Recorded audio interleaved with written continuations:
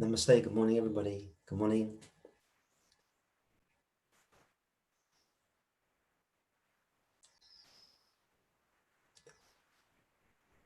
Wonderful to see everybody this morning, and happy Easter to everybody. It's Easter Sunday today. Happy Easter.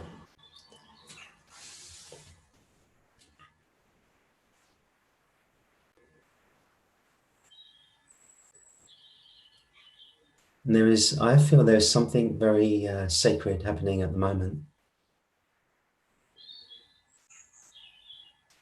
Not only that it's Easter, but also with the situation that is happening in the world, as difficult as it has been for many people, and also so many casualties, so many deaths. But it has really brought a kind of period of reflection for so many people, and a time where people are really stepping back and looking at their lives in a different way, looking at their lives in a much more contemplative way, and maybe beginning to discern what is really important.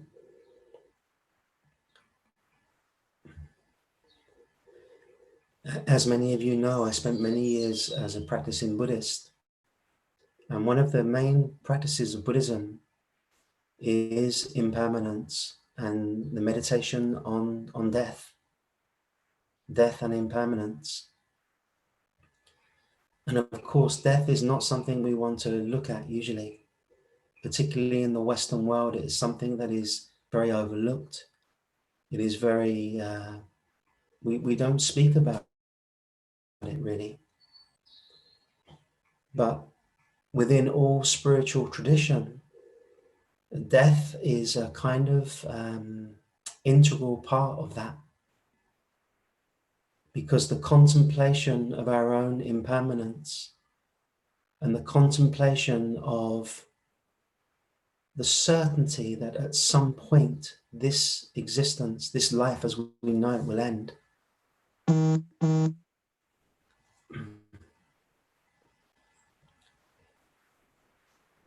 It brings about a deeper introspection,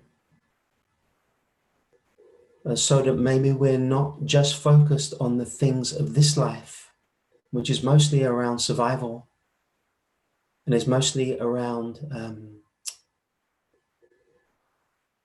sort of getting by, but more we begin to reflect on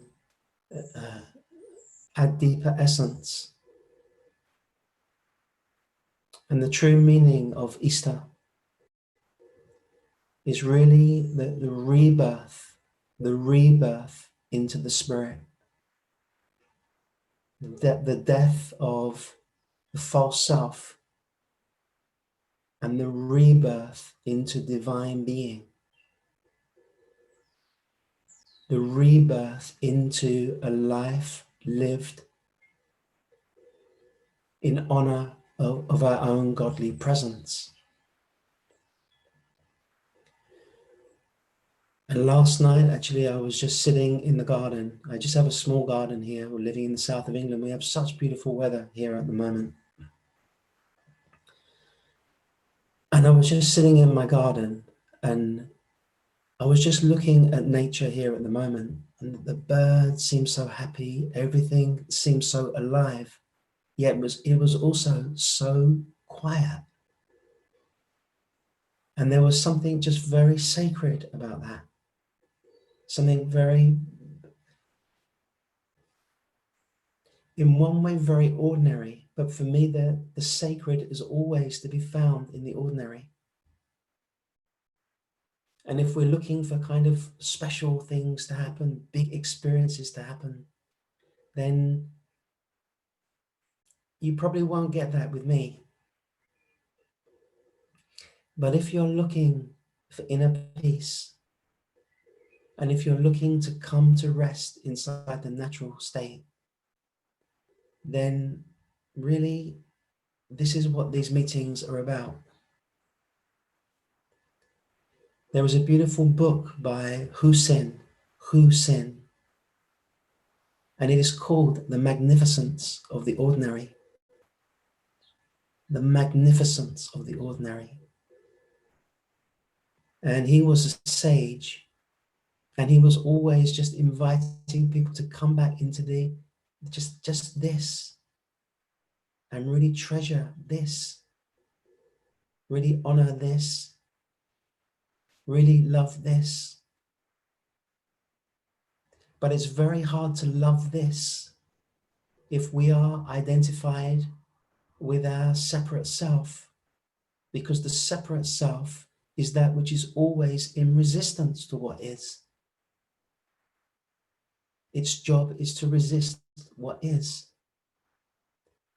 And if we look at the dynamics of the separate self, it is kind of restless, and it is usually not satisfied for very long, very short periods.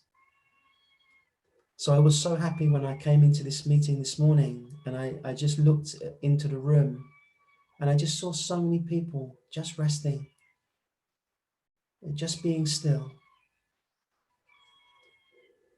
just stopping, and just reflecting upon their own inner nature.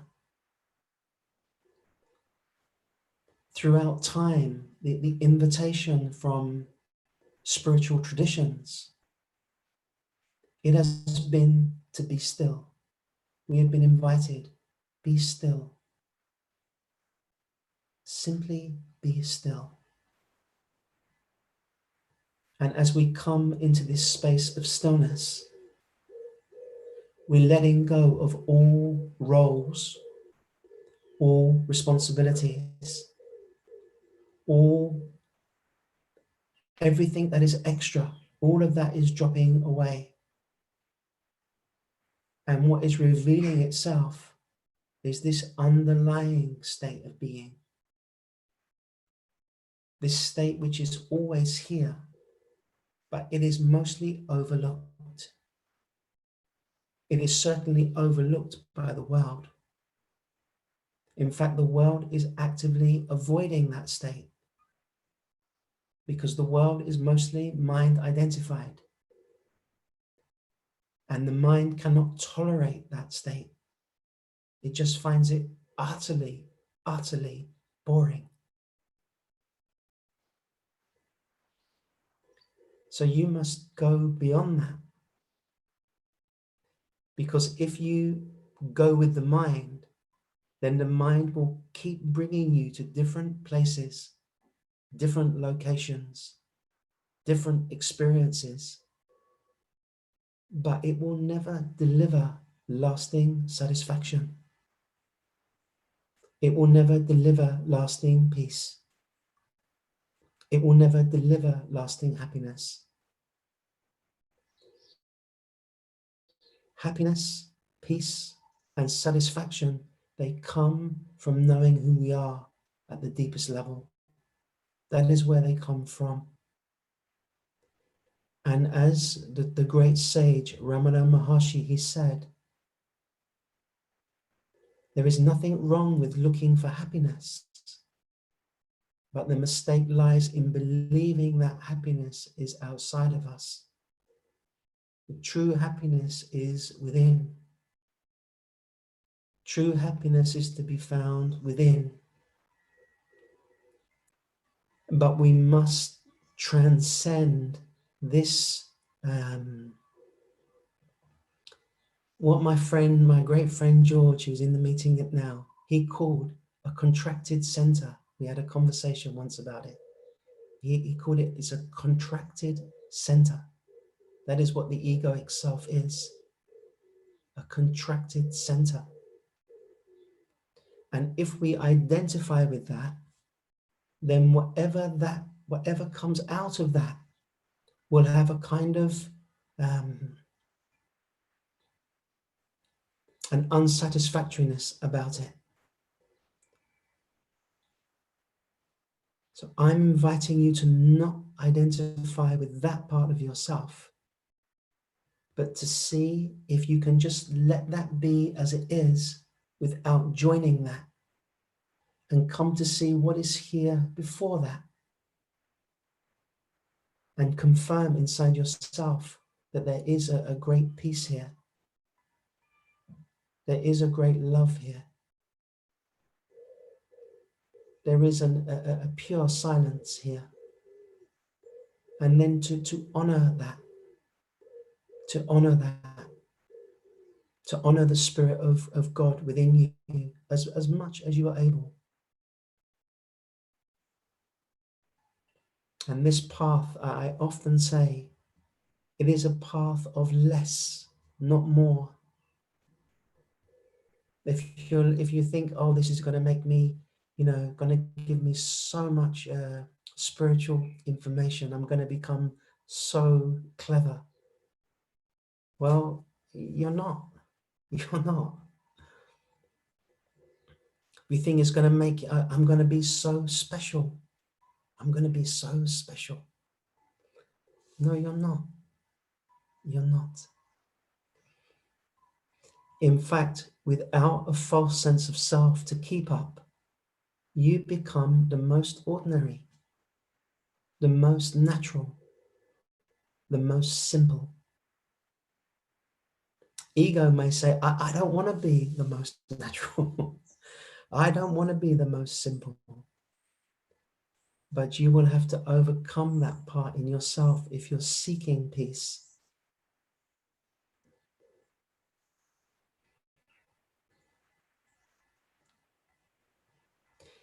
Just a twist in consciousness.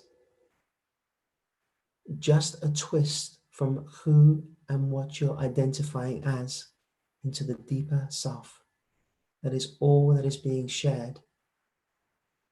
And then a standing alongside you as you navigate all of the things that will come up in your life as you awaken to and honor the deeper being.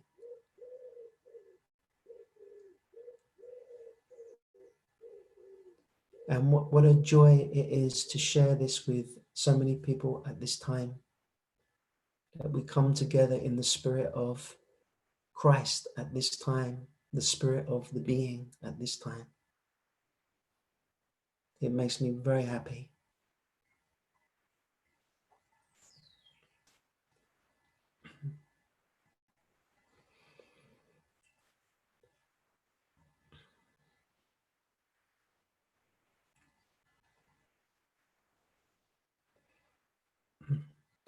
So I'm going to lead us into a meditation this morning.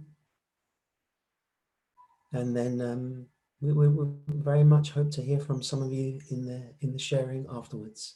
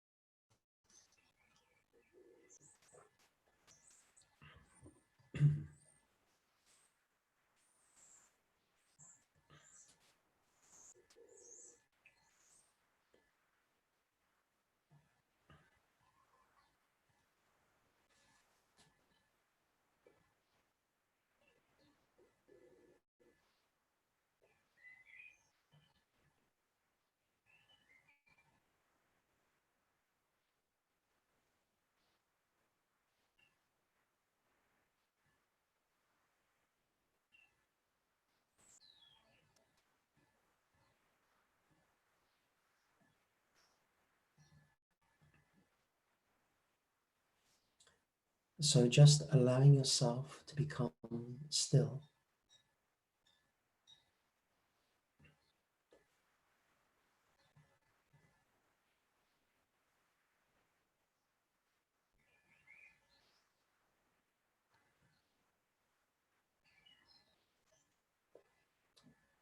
And letting go of any sense of putting pressure on yourself to have a good meditation. Letting go of that idea.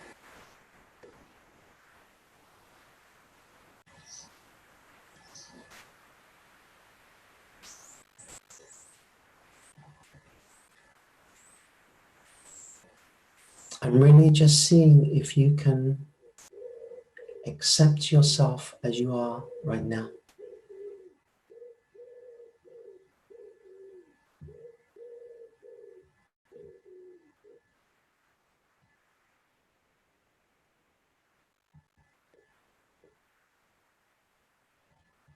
If you can find a yes to what is present for you right now.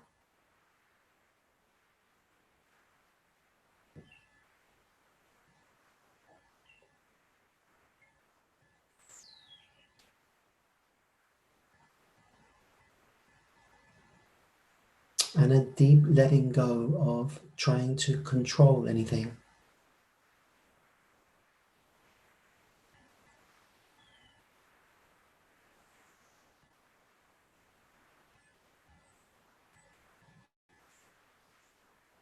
So that everything is welcome as it is.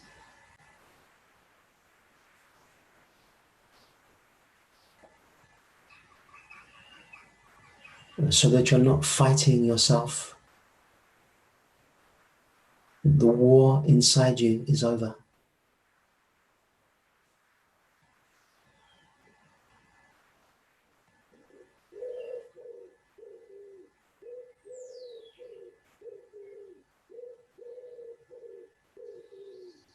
And you drop deeper than the mind.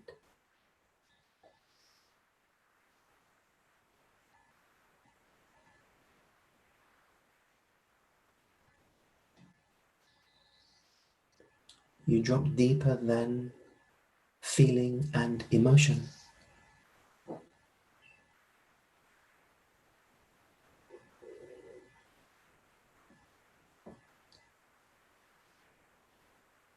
You drop deeply into the spiritual heart.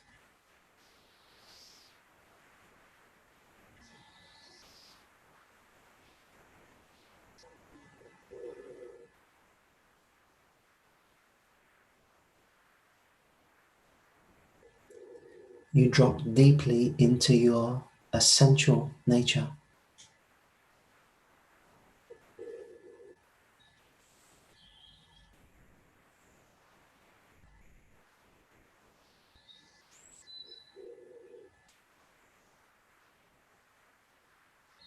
The surface layers may still be there, but you are coming deeper into being.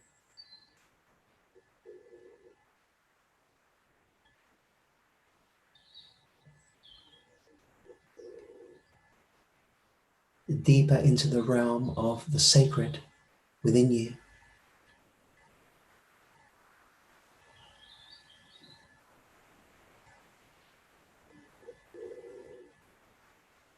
More deeply into silence.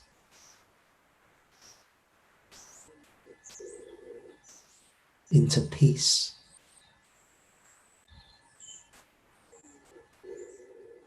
Into love.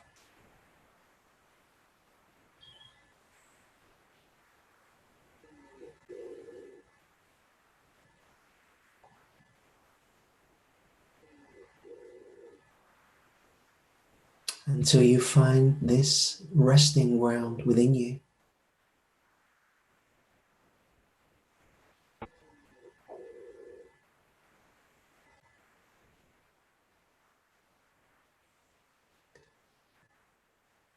This resting ground which is before the conditioned idea about yourself.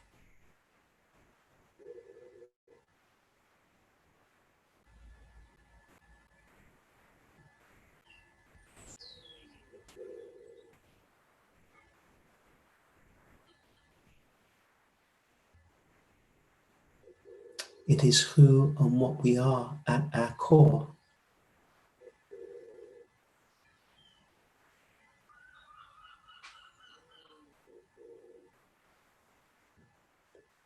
So I invite you to drop deeply into being.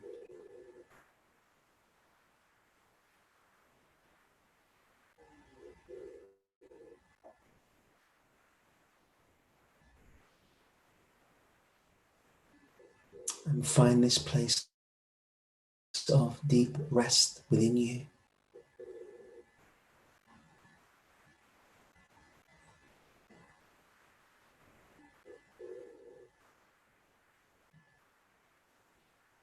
It is the information-less self.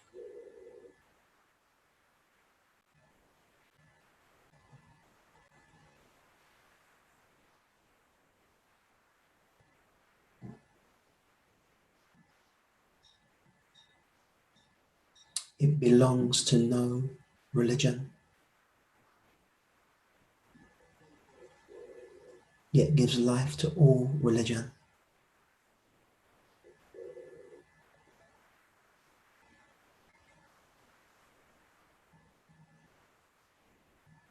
It belongs to no nationality, yet gives life to all nationality.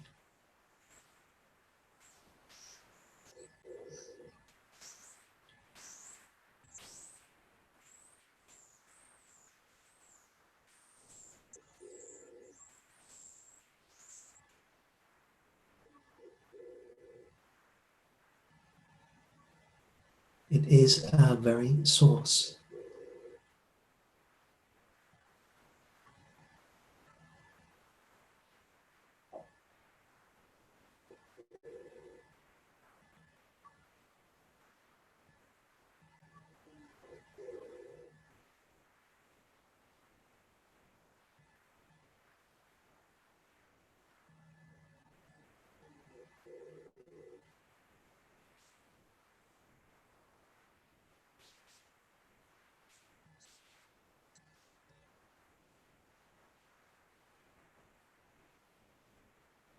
Be one with this now.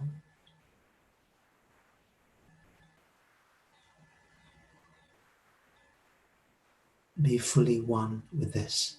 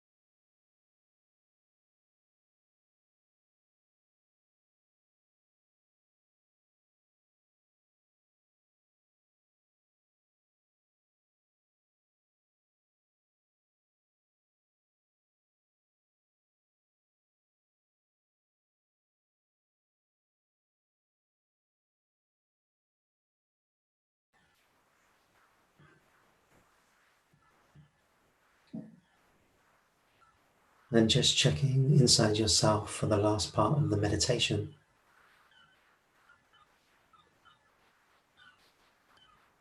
Just seeing, am I resting in natural state? Or am I again caught in the thinking mind?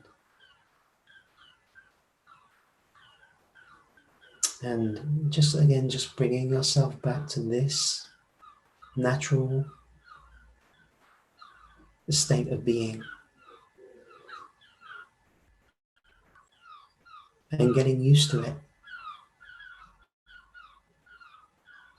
It is an acquired taste.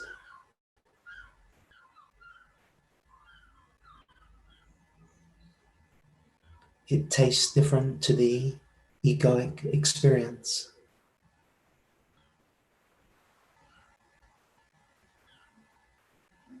It is much more subtle.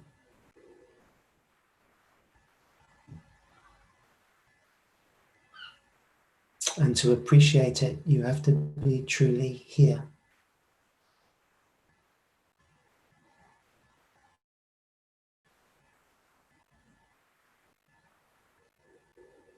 You must become a lover of your own silence.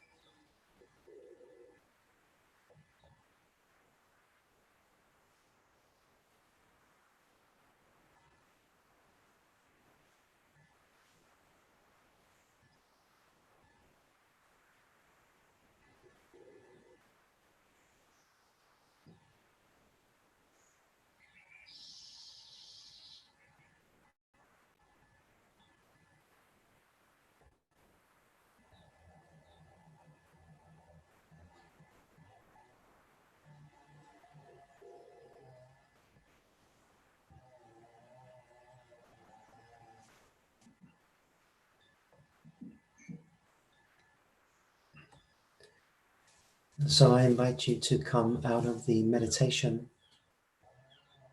in your own time now.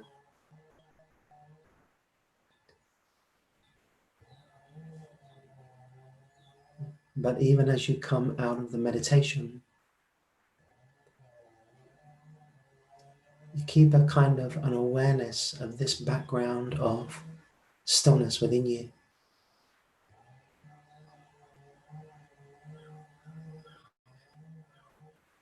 And this is so important that whatever you're doing throughout the day, there is always this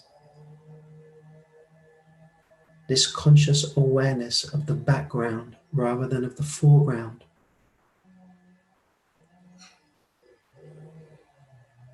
This conscious awareness of the ground of presence within you. And presence need not be static. You don't have to sit, you don't have to be like a Buddha sitting all day. You can do whatever you feel to do. Move around, cook, take care of the children, work, whatever you do. But you're just keeping some awareness of the deeper self within you.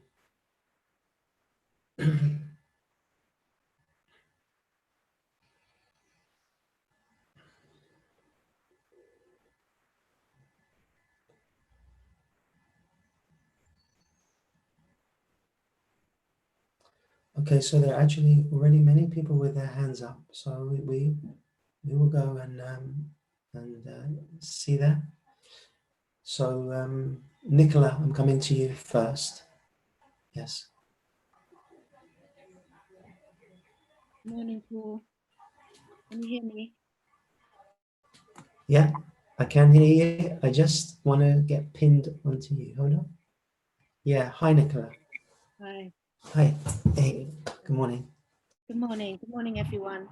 I just really wanted to share today because, wow, this has really blown me away. That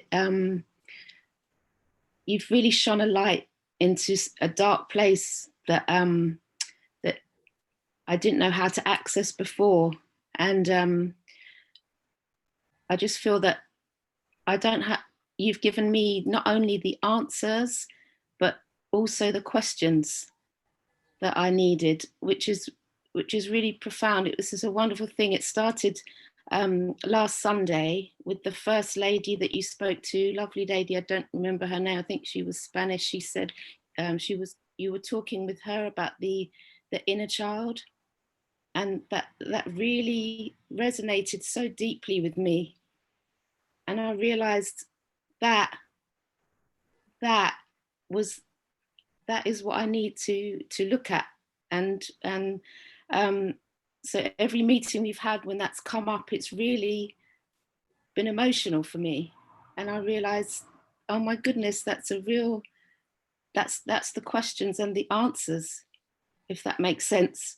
And last night, well, this morning, about 4 o'clock in the morning, I woke up and she came up. She came to see me, and but and there was a lot of tears, and I in the beautiful silence of 4 o'clock in the morning, I could sit with her and like you said, go into that deeper but higher place to comfort her. And what was interesting is although there's deep pain, and there's also, it was mixed in with a real feeling of happiness and some freedom. And does that make sense? It was like a mixed in. It it felt like that it's a good thing, as much as the pain is there, but it's a good thing because it's coming out. And I'd like to say also that I'm very blessed because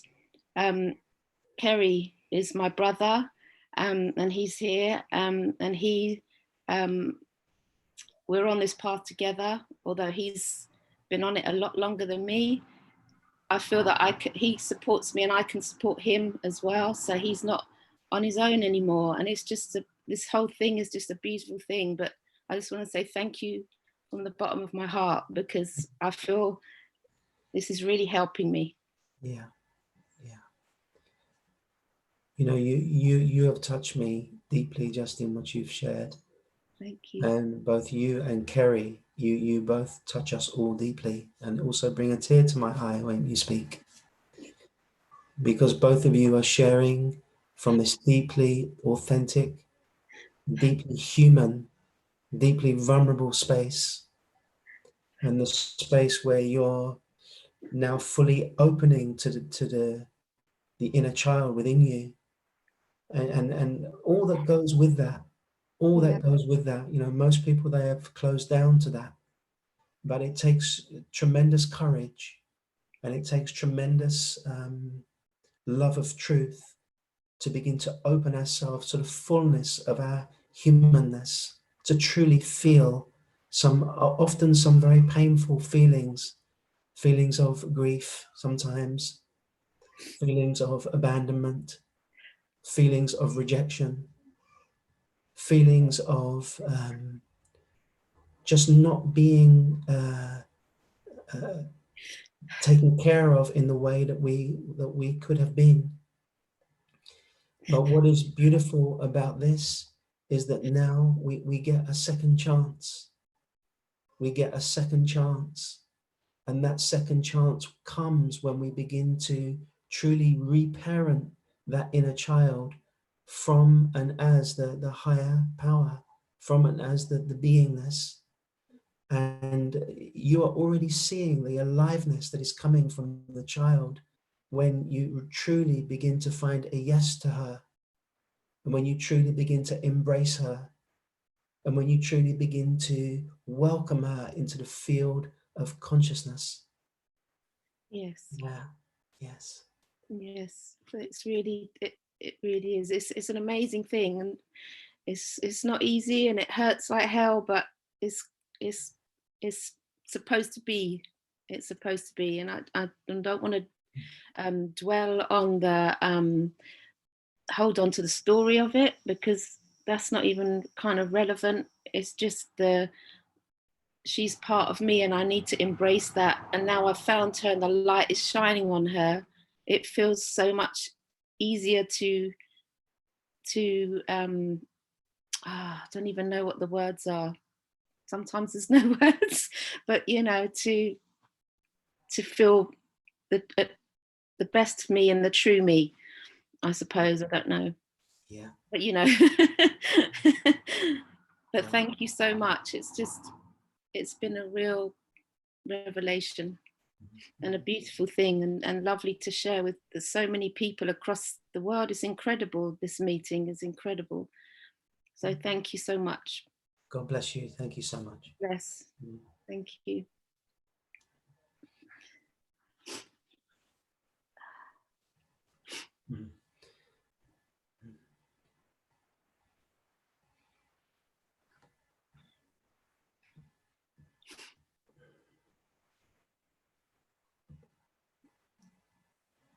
Roberta?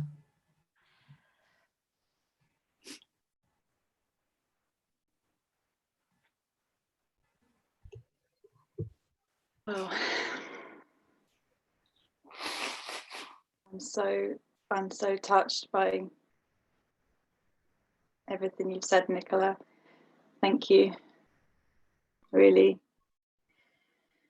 And just to echo as well what Nicola said, I'm so grateful to have this space, Paul, that you've created for us all to come together. Really, it means so much. I haven't had the chance to sit with you for a couple of years, and when I saw you were doing this online, I thought, oh, amazing, and it has been the last few mornings of every time so much, so what seems to be tiny nuggets open up to mean so much, if that makes sense.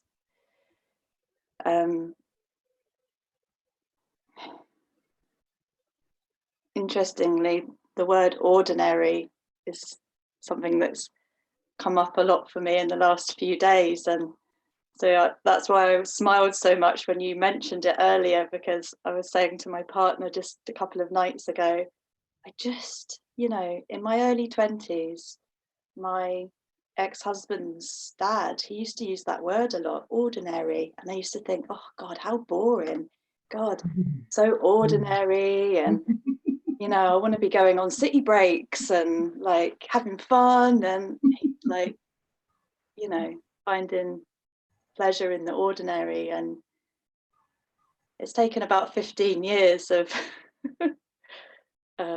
being on this path to sort of get to that point, but I guess what I wanted to share, it's more inner child stuff, really.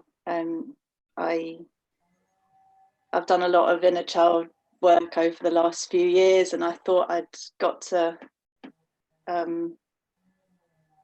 quite a peaceful place with it. And recently I've come into a family, my partner, and he has 2 children. We all live together now. About 8 months we've been living together, and they have had a difficult time in their early years, absent mother, lots of mental health problems in and out of their lives, and they're very wounded, and they need a lot of love and attention, and I have a big heart, and I have a lot of love to give, but even with the amount of love that I have and compassion that I have, it's not enough. Like, it's completely insatiable, and what it's doing is it's bringing up for me everything from my my inner child, my longing to want to be seen by my parents, my absolute longing to for their attention, for their love, and it just never being enough. It was just never enough. And I can see now why my dad put up this, this defense, this wall of, enough.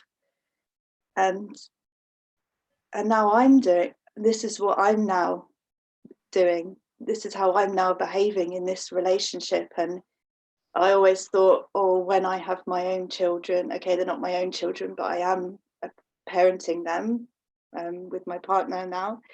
I thought, oh, I'll be this like amazing earth mother. I'll be so calm all the time and so grounded and all this, I just had this dream of like it being so different when I was the parent. And actually it is different, and there is still that, but there's lots of moments where, I'm close to losing my shit.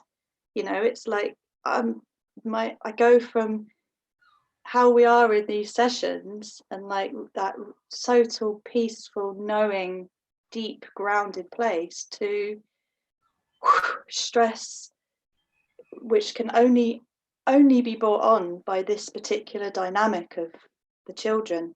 Yes. In all other relationships in life, like I've managed to find a real peace and dance, but it's now having these children in my life, and I think what it is that they bring, if you want truth, you ask a child, don't you? If you want them to tell someone to tell you something, they only know, well, I say they only know truth, I mean they have their little lies and things, but do you know what I mean? They come at it, life from such a different angle. So I guess what I'm saying is, it now being a parent is very exposing of all of my wounds from a child. Can I ask you something now, because you're sharing, beautiful sharing? When you were with, did you say the other two children? Is it two children? Yeah. When you were with them, can you also be present to your own inner child then? So you're with them physically, you're with these other two children who need your love and your care and your attention, but can you also be present to your own inner child from and as presence? So that central core of presence is taking care of three children at that point. And the most important one is your own inner child. Because what it sounds like maybe is happening a little bit is that you're in this very grounded place, and then you go with these other children, and then somehow you're forgetting about your own inner child and you're trying to take care of them. And then what is happening is your own inner child is coming up very strong, saying, hey, what about me? Yeah. What about me? Yeah. Yeah, yes. Yeah. So it's almost like the main core of your attention also has to be with your own inner child, because you cannot really give anything to these other children if you are not taking care of yourself. And just as we're speaking now, something really is touched by that in you, because it's true, isn't it? There's a truth in it. Yeah. So then you can still take care of them. You can still be there for them, but also you're there for yourself, and maybe you're also energetically helping them in a different way that may not become apparent immediately, but there may come a point where they begin to see that something inside you is kind of grounded in your own being even when lots of things are going on. Why? Because you're conscious of your own inner child. Yeah. You know, years and years and years ago, I never knew anything about the inner child. I knew a lot about spirituality, but I didn't know anything about the inner child. And when people spoke about, oh, you know, your needs and your feelings, I was dead to them. I didn't know what my needs were. I didn't know what my feelings were. But sometimes that would come up so strong that it would beg to be seen and beg to be heard. And it sounds like that is what is happening right now in those moments. So I'm very much encouraging you to always have some part of your awareness on yourself. And it is not selfish to do that. And it is not kind of irresponsible. It is a very beautiful thing to do, to be grounded in yourself. And then from that space of groundedness, doing what you can do for others, but also realizing that on some level, we are limited, and that people also at a certain point need to find their own center. That is why we can't even rely upon a spiritual teacher. We can't rely upon anything other than our own being. And I'm always trying to remind people the authority and the power and the truth, it is within you. It is within you. Your being is your authority. Your being is your power. And your being is what can take care of that beautiful little child inside you. Yes.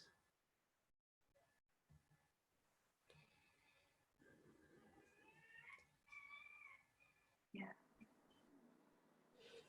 And maybe, you know, if you're in situations where it becomes very stressful and very difficult, then maybe see if you can just come out of that, you know, whenever possible, and just take a few moments again to come back to yourself and to prioritize yourself. Yeah. And that is an act of love, and that will be of great benefit to those children. Yes. That's what I'm working on at the moment, is how to integrate this into everyday life. Yeah. Because there are no mistakes, are there? There's no mistake that these children have come into my life in the way that they have, and the needs that they have, and the similarities to my own childhood. And I just want to be there for them and give them that as much love as they need.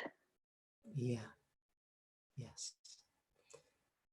And what does your own inner child say? I need some too, please.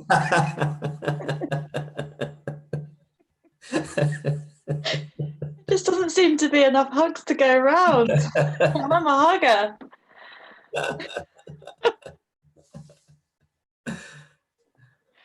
Yeah.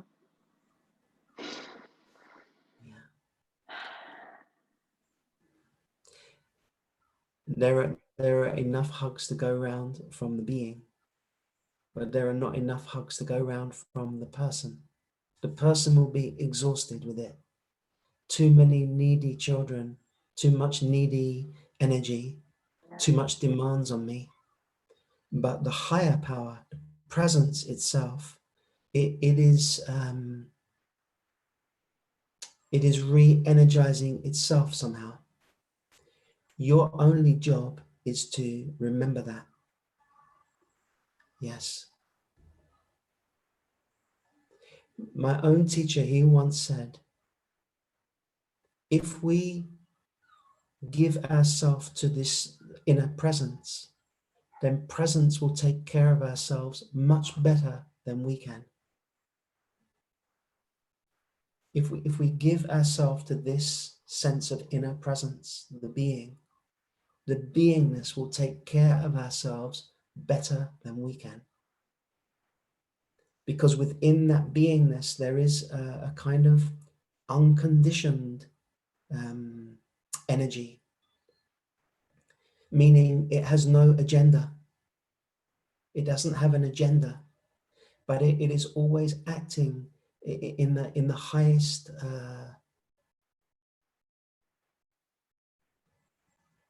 it is always acting from the highest place within us. And there is a kind of intelligence in it that is beyond the mind. So it may even ask us to do things that ordinarily we wouldn't do. It may see a situation, and ordinarily we're going in trying to save the people and things, but now something is saying, no, okay, let me just be with myself for a moment and see how this unfolds a little bit. You know, we come to see that actually we can't save the world. We can't save the world, but we can awaken to ourselves, and we can allow that to play out.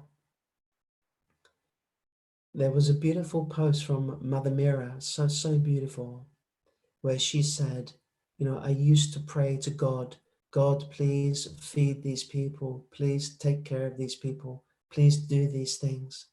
But now I pray to God, God, please change me. Please change me, and please give me strength, and please give me hope, so that I may be able to act from your power, from your center, with your wisdom and your love.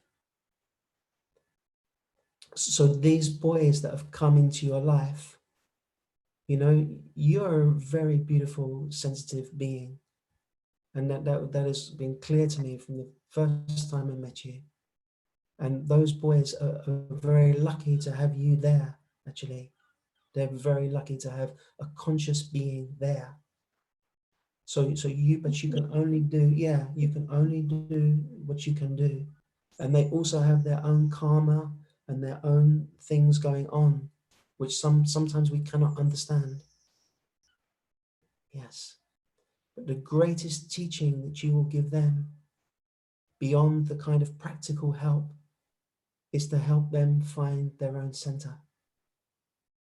Then maybe they can begin to take care of themselves.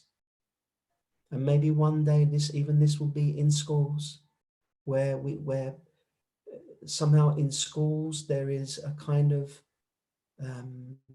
potentiality where children learn how to be with themselves, how to take care and process emotion, process feeling, and not be so sort of driven by the mind. Maybe this will be the next phase of education, even. We don't know. I hope so. Yeah. Maybe I will go back into schools then. I would love to go back into schools. They need you. Well, they need everyone who is in being. They do. Everyone who is in being. Yes. Thank you so much, Paul. Wonderful. Thank you so much. Bless you. And good luck with that. Good luck with that. What you're doing I know it is not easy, but God would not have put you in that position if somehow it wouldn't be for your growth. So something in you will grow in this. I fully believe that. 100%. I know that. Mm-hmm. Yes. Thank you.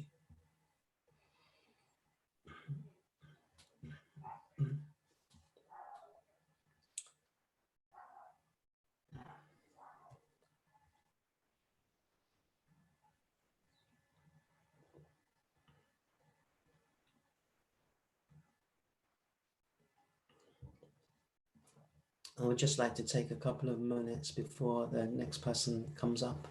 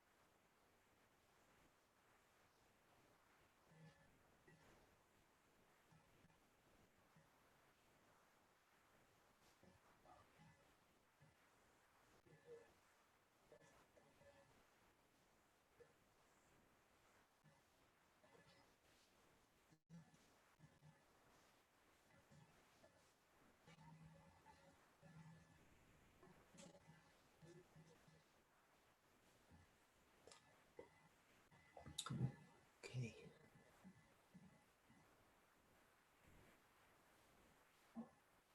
Any?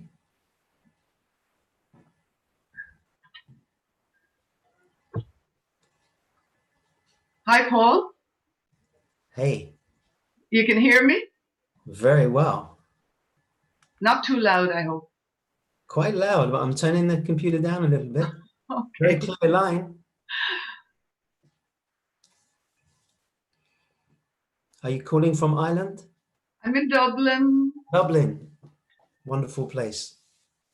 I'm in the suburbs, which I'm really appreciating. I'm glad you took the moment because I found as I listened to the beautiful engagings of Nicola and Roberta and stirrings in me, so it was beautiful to come back. And to be clear why I'm asking for the moment with you. And it is to say it's my first time meeting you like this, and the gratitude to grace itself, you know, for the beauty with which it has happened, you know, and the privilege to be one of the 100.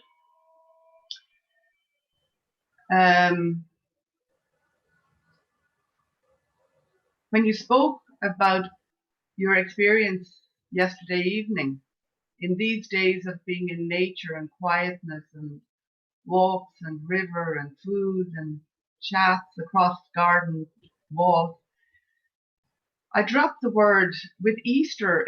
It suddenly just became East, sunrise, nature arising, and it was so beautiful. It was a bit like drop everything else, drop the cross. So I was just thinking, for me, the cross in some way is the up, the down, the in, the out, and when it's not there, when it's gone, it's just a space. But when you spoke early on and about impermanence, again, like the daffodil, if this body, you know, starts as a cell and becomes this, and the idea then that it'll transform and this will be the daffodil that's no longer visible or something. I saw something in me that went like, oh, but I like parts of this. I like aspects of her. And then it was a bit like, yeah, but the aspects you like, you know, like who would hold on to aspects when there's nothing but infinite love, you know? And I rested with that. But my main question for you is, it's actually on my relationship to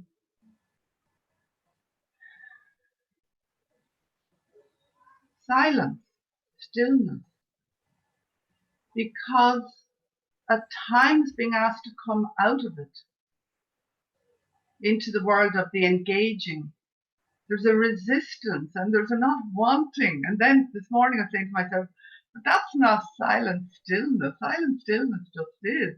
It's not going to say, hey, hang on to me, you know. And it's a little bit like as if part of me would love you to say something about this to me. And maybe if I just say one other thing that has been present for me, since what's happening began to happen weeks ago, my own aspect was dropping things away, no listening, no engaging in group conversations, dropping, and in some way just saying, I am where I am where I am. And yet then there's something that goes, yes, but you know there's awful, you know somebody's in hell. And yet everything in me is going like, no, I am where I am. I am where I am. But there's a little cusp of denial, non-compassion in that. So I suppose the two questions in some ways that, and then it's the over-attachment nearly to this silent stillness of, no, don't ask me to come into da-da. Yes. Mm, mm.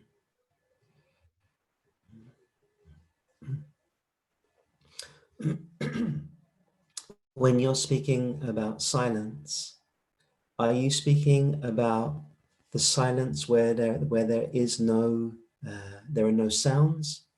Or are you speaking about this silence which is here even within sounds? I suppose when you ask me that, for me it's the silence, because it's the silence of Ramana. Yes. Yes. And the silence of Anya? How do you say your name? Anya. Annie. Anya. Anya. Okay. Anya. The silence of Ramana. Yes. And what about the silence of Anya now? Is Anya and silence, are they two different things? Does Anya make visits to the silence and then come back out of the silence? Or has there been a recognition within you that actually it is the other way around?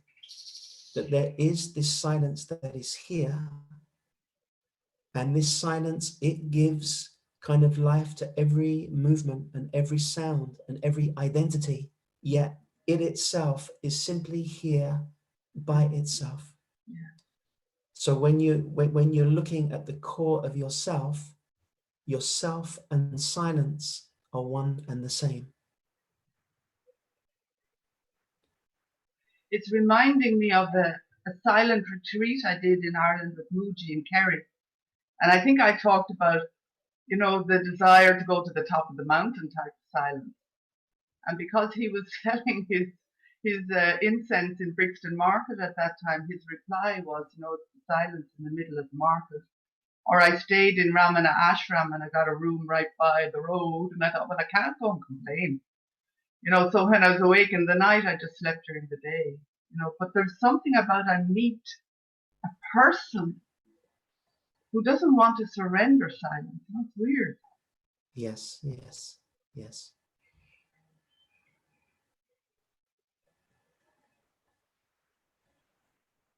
So when these people they are coming into your field, something is disturbed by that. I was in another gathering and we were just sitting, you know, like, and even when it opened into questions, it just stayed sitting, And then it was a bit like a question arose or something, and it was that, a bit like, oh, hold on, this is just joyful, you know. It's that in some way. But yet it was also the movement into, no, there was a resistance there. Nah, I don't want. Yeah. There is a resistance there. Is the resistance what you are? Maybe a resistance arises, but if you don't identify with that resistance, just a kind of a resistance is there. And maybe that resistance is also informing you that actually you just love to be inside your own silence. Maybe there isn't an energy inside you to chit chat and to go out and speak about a lot of stuff. I very much resonate with what you're sharing. I don't have that wish in myself either. I love to meet people on a deep level, but I don't have much interest in kind of chit chat. So maybe that is just honoring yourself at the deepest level, that actually there is something inside you which is not really interested in that. And I remember years ago also when I was spending time in Tiru, and I remember Muji saying something. He said, because in Tiru you're always bumping into everyone, you know, all the time. Yeah. And to kind of really, it was a time where I was really kind of absorbed in the seeking and absorbed in the kind of self-reflection, and I didn't really want to speak to people. And Muji, I remember he would always say, just keep your conversation to like 2 or 3 things, like, hi, how are you, goodbye, or, hi, how are you, you know, and not get into things, because it's almost like the more you get into, you know, you say, oh, you know, I went to the supermarket today. Oh, you know, have you seen that they're doing, you know, 3 for the price of 2, and whatever it is, people would always kind of, there'll always be more and more and more stuff added on. So if there is this energy in you, which is just very much absorbed inside its own silence, And there is a deep love and appreciation of that. And I sense that in you. I can sense that silent, still energy inside you. Then I'm very much encouraging you to truly honor that. Maybe that is calling you into the purest place within you. But also, don't curse the world for doing its thing, because the world is doing its thing, and the world is also innocent. It is all the play of consciousness, isn't it? I think I saw that a few seconds ago. It was something about how I perceive the speaker. And it's as if there's something there. The silence isn't going to have a response or a reaction. It'll be aware, witnessing that a voice has moved, and the beautiful sharing and the beautiful engaging.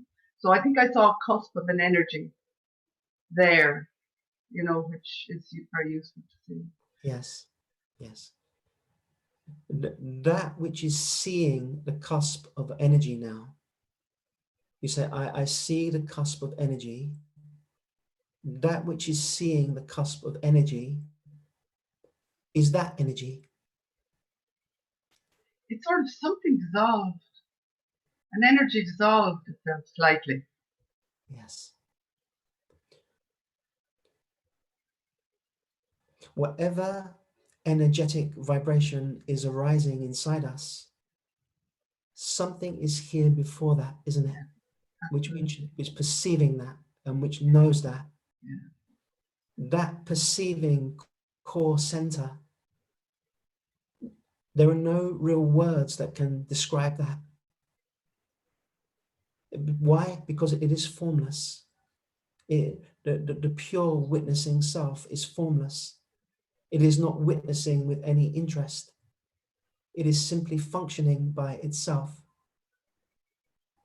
And what is being shared here is the potentiality to know that to be your core self. And in front of that, our humanness is going to play out. Our humanness is going to play out. For some people, there is going to be a preference for silence. For others, it's going to manifest as maybe a lot of joy, For others, it may manifest as a kind of fiery energy. For another, it may manifest as deep love. Whatever the Supreme is manifesting through you, it's like, can we just honor that flavor within ourselves? For myself also, my own teacher is Mooji, but I'm very much I feel very much in tune with Ramana's expression, because something in it was so simple and so just so silent, which also feel resonates with myself very strongly.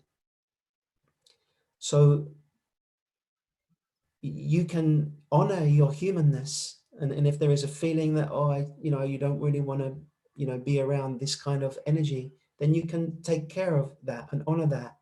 And at times where you can't honor that, because sometimes we're put into situations where they're out of our control, then can you still sort of find this deep acceptance in that, and this deep recognition of this silence, the silent seer, which is still unaffected within that. Yes. So maybe before we finish, because it's my first time to sit with you, Paul, and for many years there's a question of why do I still do the work I do, which is just not even work, but I'm finding the importance, as you're talking about the inner child, and it's a bit like Adi Ashanti once was saying, but the mind is only the child. And I suppose I'm finding myself working very much from what's arising in now, and guiding or helping others to meet that which only exists because of the absence in some way of unconditional love, So watching my own work going from a certain type into this, and it's all I can offer in some way. And the beauty to see whatever happens for me is then seen in what I can offer in the work, So it's so beautiful watching you and hearing, being here. It's just been incredible these days. So the joy that brought me to meet you and everybody here and those on YouTube. So Wonderful. Lovely to meet you. And thank you likewise. for your presence. Thank you for your presence in this group. Because the more people in this group who are resting inside their own stillness and their own silence, then the more energetically these meetings are held energetically, and people feel safe enough here to really just be as they are, to let down all of these kind of coping strategies and roles, and just come into this place of undefended innocence, just natural innocence.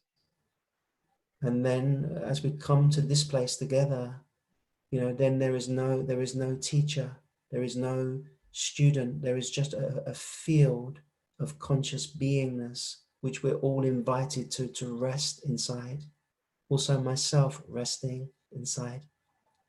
And I'm very much enjoying the interactions and the quality of the interactions with the friends that are coming forward.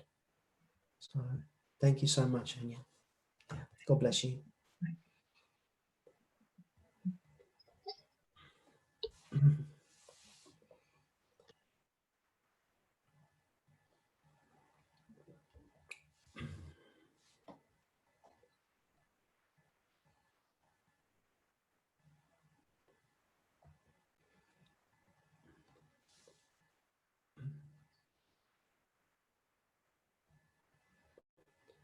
I was also grateful to Anya there, because she said, oh, it's so nice we took the pause in between.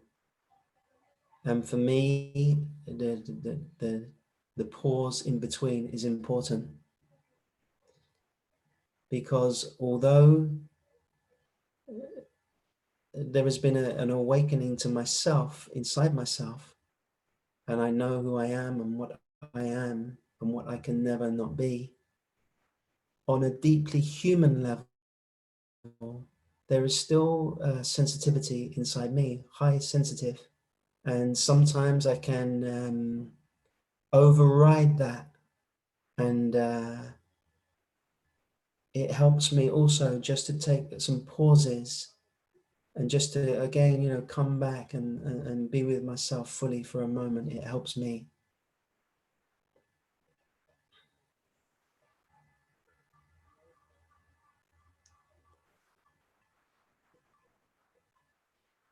So we have 3 more people actually with their hands up, and we'll do our best to get through them if we can. I don't want to rush through anybody though. I want to give everybody the time that they need. And I also just want to say, I think Trond, is Trond in the here? Is Trond here? I'm just looking through the room. Are you here, Trond? Yeah, Trond is here, great. Trond is here, and Trond, many of you know Trond and Linda. They are musicians from a band called Radical Devotion. And they have played on many of our retreats, and they're sing beautiful mantras, beautiful spiritual songs. And I invited Trond to play a song at the end today. So he gratefully accepted that.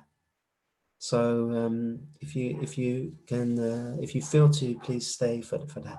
So, okay. Okay, Breda now. Breda is coming in.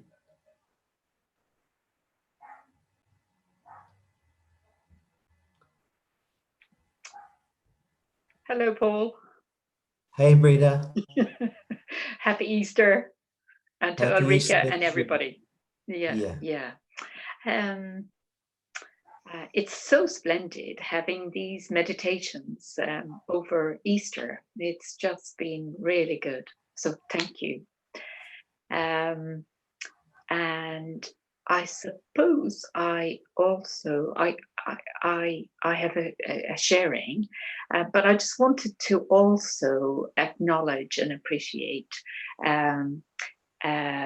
your help in helping me reach my silence, that I am finding is getting stronger and more stable all the time. So that's a huge thing.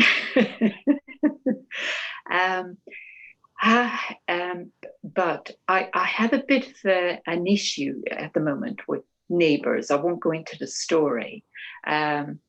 And it can be very noisy, and I go straight into a very habitual thing of high stress and a huge, big imaginings of this is jeopardizing my future in the home I've been in for 25 years or more. And I belong to this lovely neighborhood at the front of the street. So it almost feels like there's one personality at my front door and the whole neighborhood, and there's another set of stuff that kind of happens towards the back of the house, because it is a bit of an urban space and can be noisy. But I get so stressed about the immediate stuff that is going on, and it brings up all kinds of issues about I have no control over this, apart from what I try to do with the estate agent and the landlord and the whatever. It's a rented house next door. I'm getting a bit better about managing myself, but I still, I just get so identified with it, actually, I think is the word. And of course, there's something about the situation that I need to be learning from. And because I get so stressed and so intensely absorbed in the thing when it's happening, that I can't see the wood for the trees, literally. Yeah. Yeah. Yeah. Yeah. Yeah.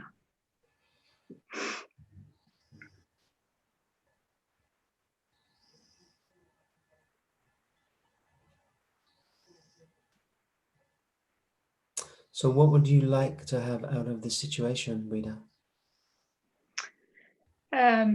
Just, I mean, at a very practical level, just, you know, kind of ordinary household noise. And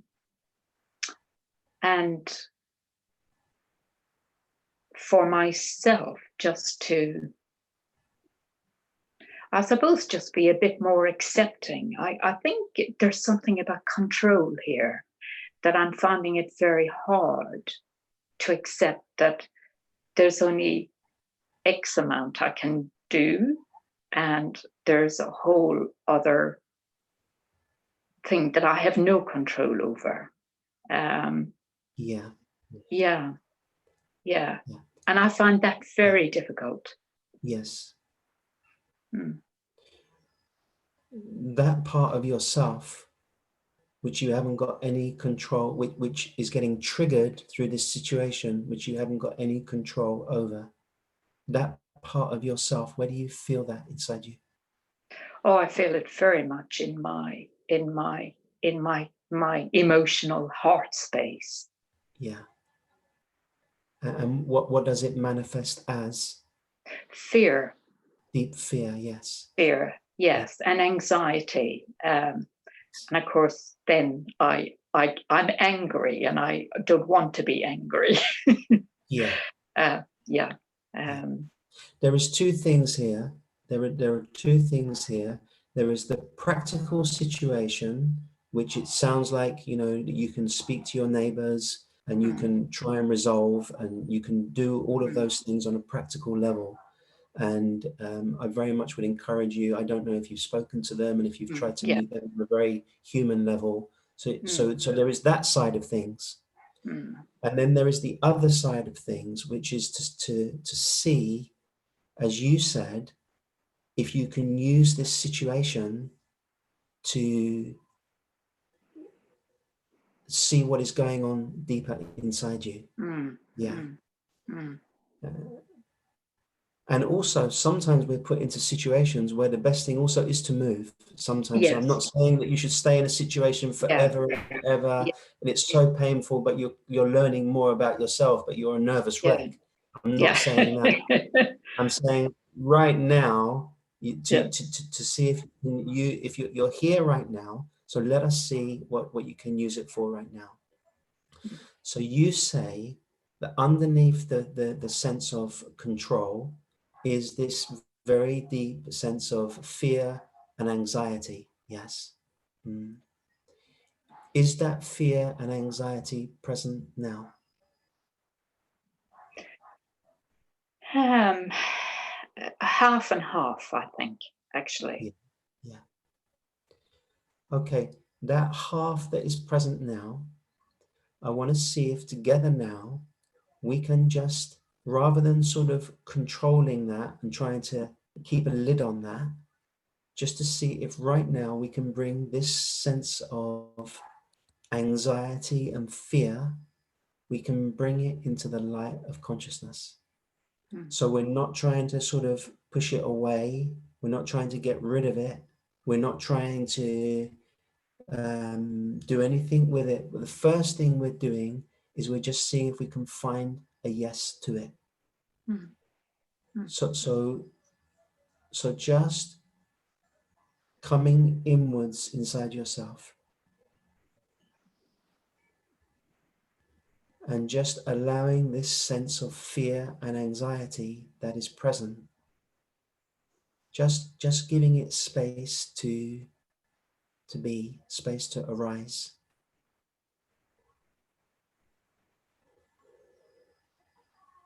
Just finding a yes to it, an acceptance of it. And seeing if you can begin to open to that.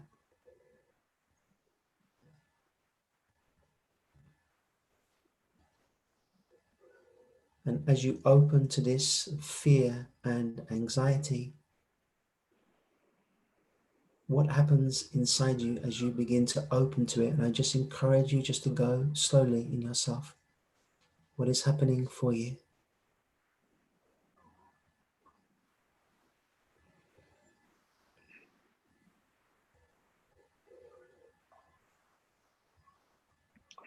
I feel that's hugely liberating, actually. I feel the resistance is just falling away.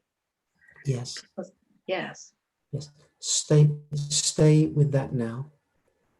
Stay with this sense of opening to it, allowing it and accepting it, and see if you can keep coming inside it. Come into the very core of it. So that all of these things you've been afraid to look at inside yourself, you are now bringing them fully into the light of presence.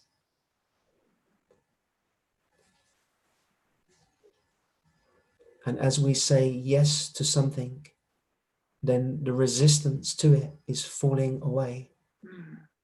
It is falling away. And we are somehow using the strong emotions in the body that this situation is bringing up.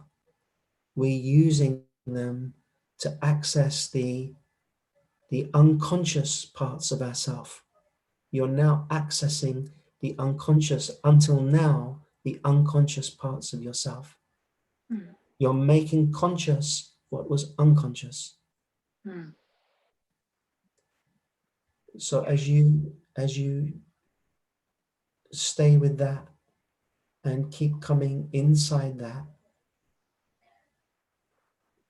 where does that lead you inside yourself?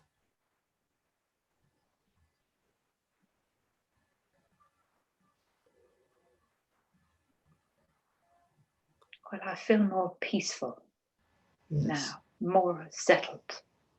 Yes. Yes. Now a sense of peace is here. Yes. Be one with that peace now. Be still inside that peace.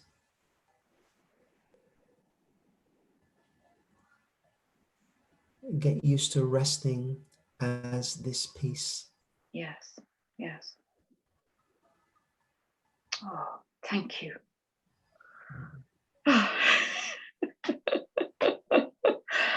Oh, thank you, Paul. That's wonderful. Wonderful, Marina. I can work with that. Work with that, Yeah. please. Please work with that. Yeah. And I know something good is going to come from this for you. Thank you. Yeah. Thank you. God bless you. Yeah. Thank you, Yeah. Rita. Thank you, Paul. Yes.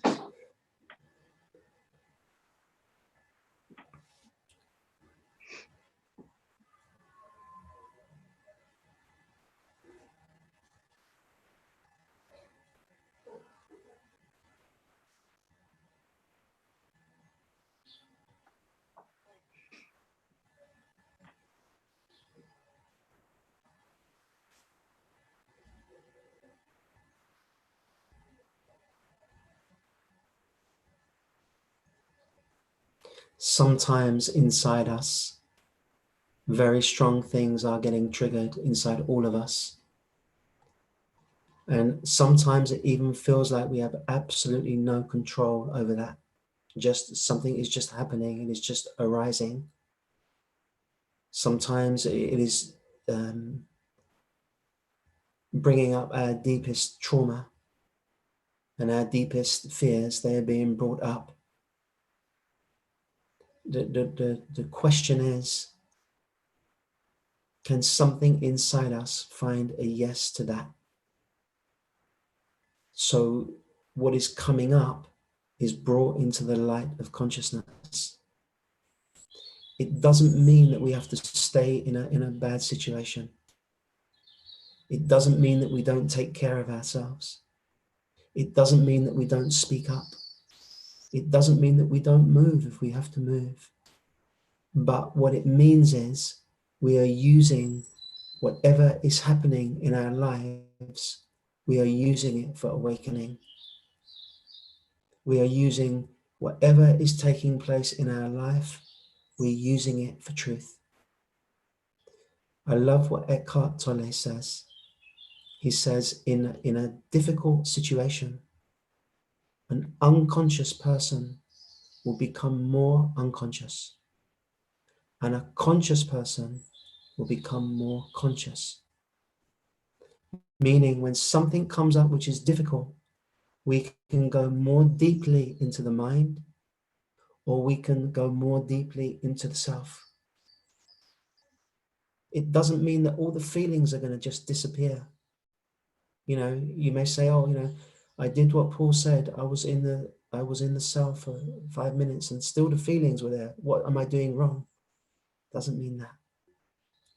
It means that somehow we find a yes within ourselves. We become like a good businessman, you know, good business person. They use whatever is going on, they use for their business. You know, they're always looking out for contacts and, you know, leads and all these things. Many years ago, I was on a cruise with my family and we met this man who had a holiday home in Croatia. And every time we were sitting by the pool, we saw him, he's giving out his cards.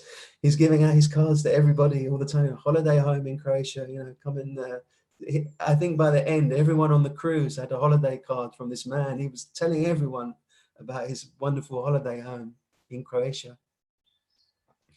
So it's almost like for us, if our calling is for truth, then if we're clever and if we're smart, we can use whatever is happening in our lives. We can use it to deepen into truth. And not always easy. And sometimes our deepest fears will be triggered. But we must always remember that the light of consciousness is with us. There are many people in this room who have got deep trauma. I know that, also myself. But I know that the light of consciousness is here. And I know that that is guiding us.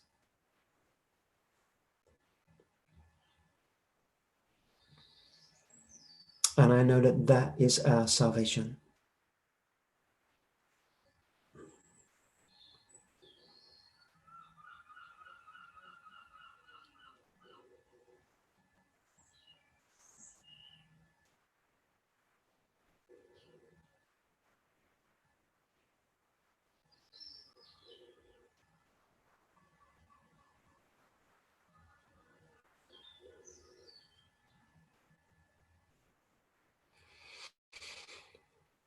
All right, let me take a look. So we have two more people now. We have Damien and then we have Julie. So we welcome Damien into the room now. And Damien, you're welcome to come forward.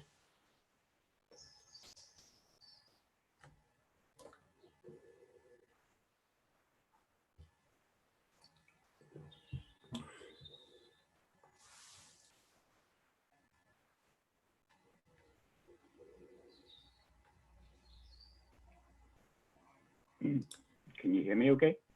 Yeah. Hey, Damien. Hey, Paul. Namaste. Namaste. It was really just a very quick connection, and I'm conscious of time, and I nearly dropped my hand, and I thought to honor this.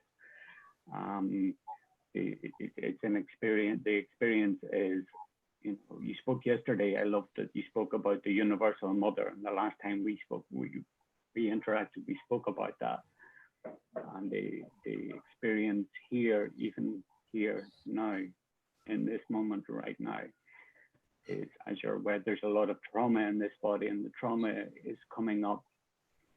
And by, as you said, as you always say, is finding a yes to the trauma, allowing it to be here, and the deep emotions and the deep pain and all of it. The experience is that I am being held, and I am being held here by my true self, actually, by the Universal Mother.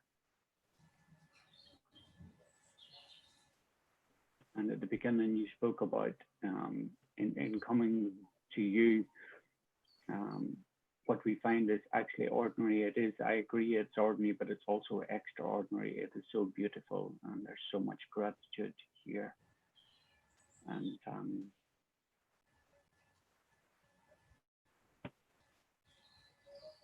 to offer a prayer that on this Easter day, on this day of resurrection, may Christ awaken in all. Yes.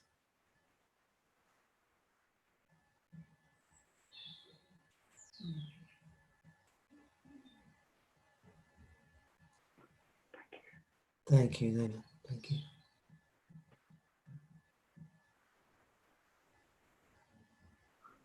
Lots of love to you. Thank you so much.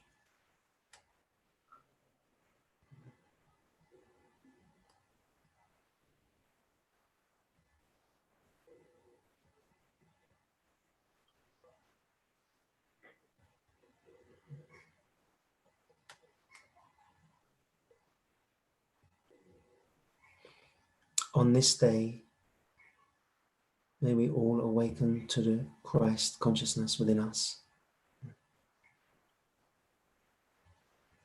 It's a beautiful prayer.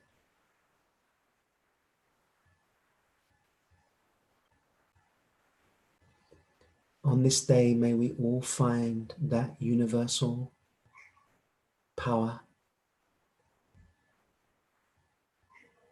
and come to know it to be the core of ourselves.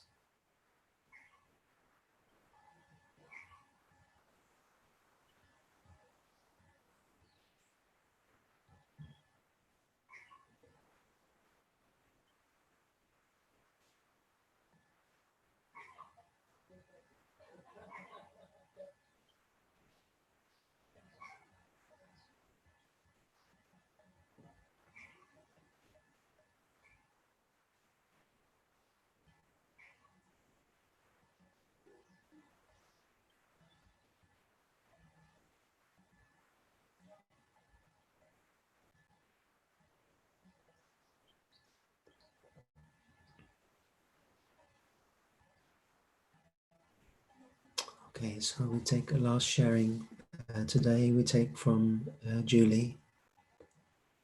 So Julie, welcome into the room.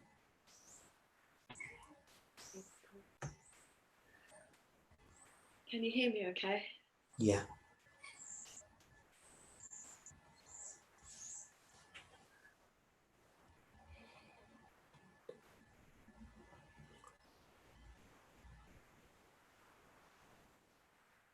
There's just so much gratitude for all the sharings, and particularly what you spoke of this morning as well.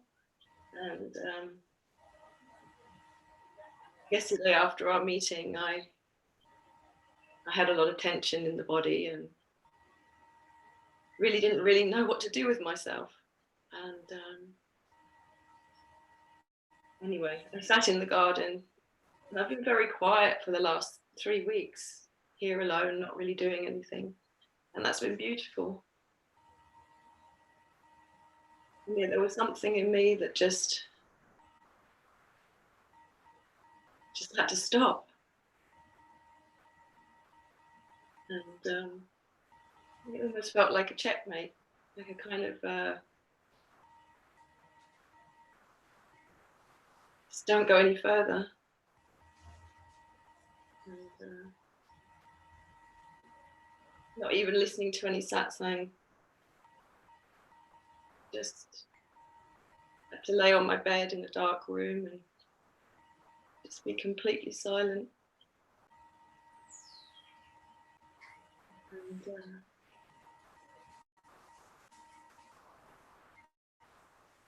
I realized in that moment that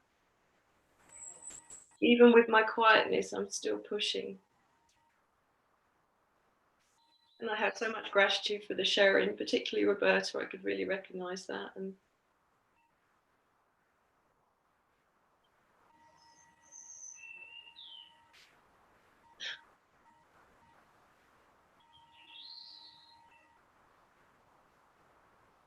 that there's this, I've been working with sort of self-love and self-care, but then what came was self-respect. And it just felt like a deeper level of not listening to an external source of any kind, but just really honoring the child and her needs first and foremost, but also just the recognition of that inner knowing that it's all here, it's all inside, it's present here. And it doesn't matter how much I reach out, even when I think I'm being quiet, that there's nothing else other than the truth here. And yeah, I just wanted to share that and just to say thank you so much, and to everyone else for all their sharings. It so resonated so deeply on so many levels. And yeah.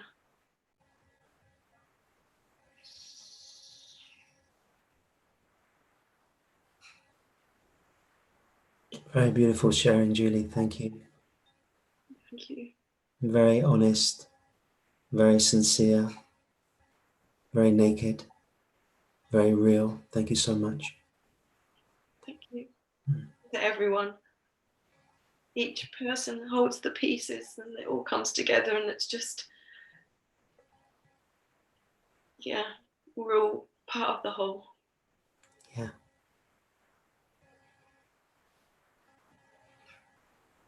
And this is what I love, when people come forward in the way that so many people have today and testified in the way that they have done with such sincerity.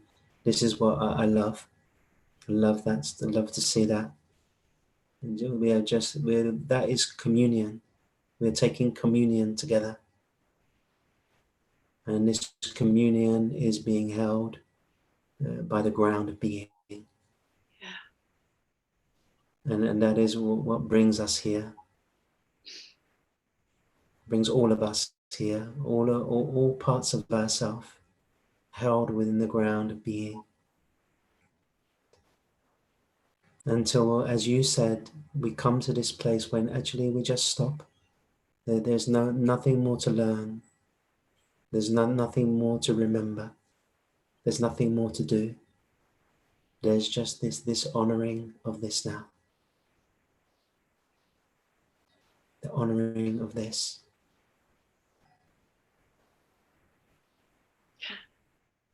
Yeah.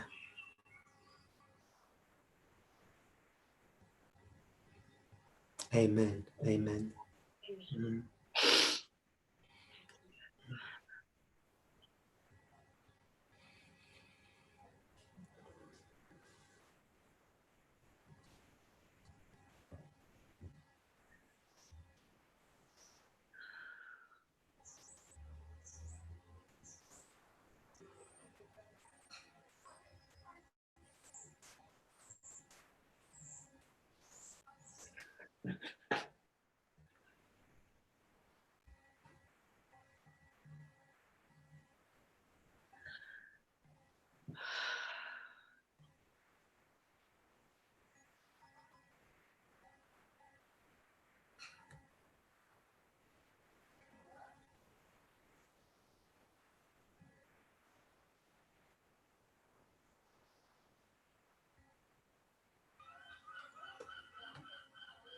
Very powerful meeting this morning.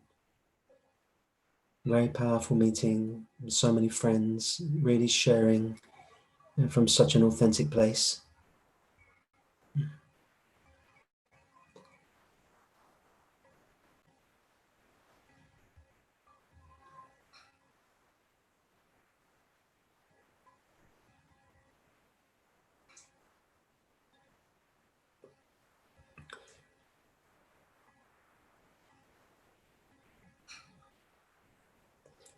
So I'm just going to invite us to have a couple of moments of silence, and then I'm going to invite Trond to come in and play a song to finish the morning together.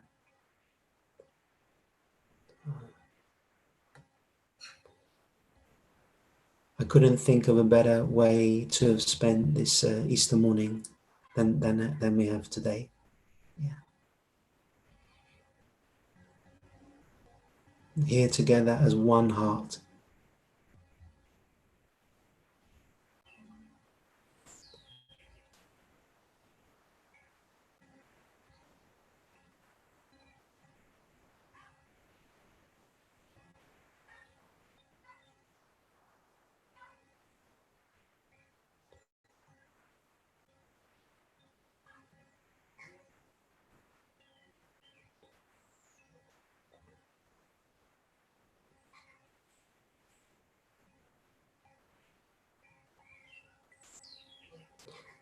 And just also before I sign off, this has been very much a team effort. Myself, Yada and Ulrika, and last night Yada shared a very beautiful meditation. I also joined myself. And this evening, Ulrika is going to share a meditation and offer a sharing, a group sharing for anybody who wishes to come in to that. And we will send you the details of that this afternoon. It will be at 7 o'clock UK time, 8 o'clock Central European time. Meditation and sharing with Ulrika.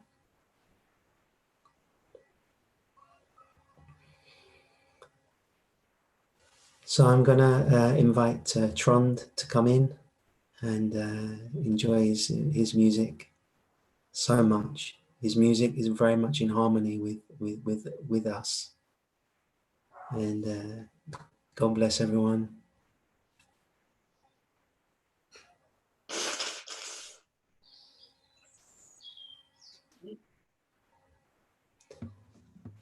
And after Trond has played a song, if anybody wishes to share anything in the chat, you're very, very welcome to do that. All right, see you tomorrow. Lots of love, everybody.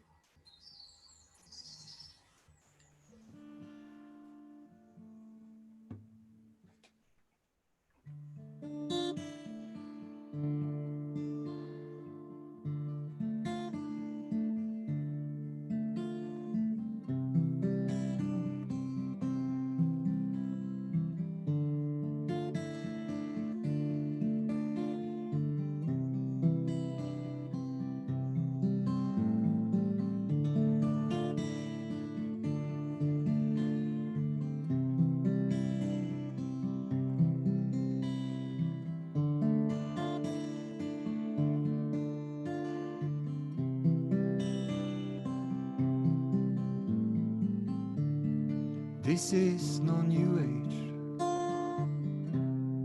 This is no old age. This is not even middle age.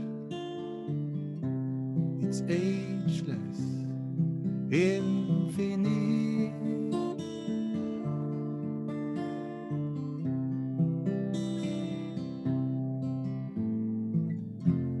And we don't need to run so fast. We don't need to run so fast. There's nowhere to go but here. Here is where the now is. Here is where the now is. That we've been waiting for so long. It's been here all along. While we were gone. In the thought song.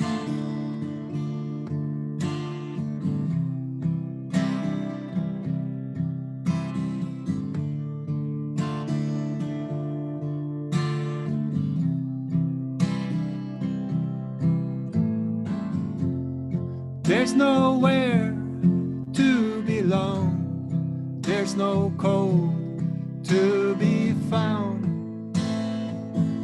In the infinite, there is no us and them. No team, no foe, no friend.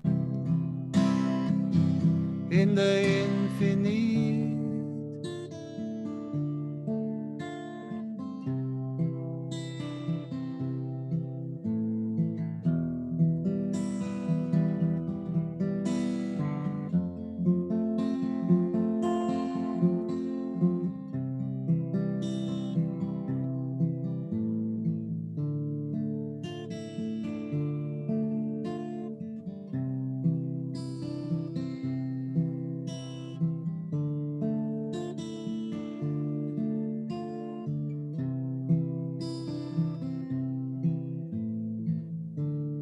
This is no new age. This is no old age. This is not even middle age. It's ageless, infinite.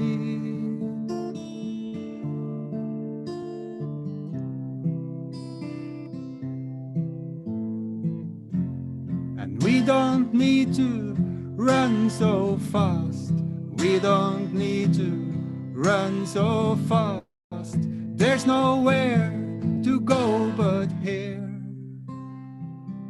Here is where the now is.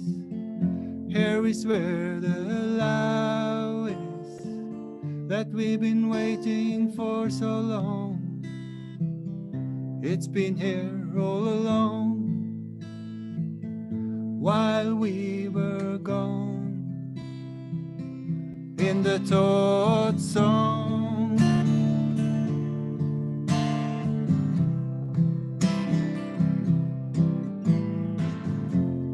There's nowhere to belong. There's no code to be found. In the infinite, there is no us and them. No fee, no foe, no friend. In the infinite.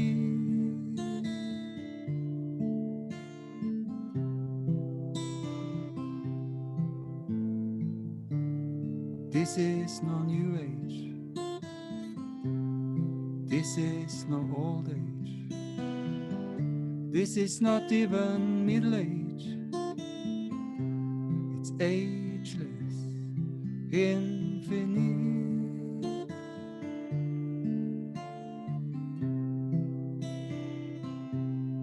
Infinite.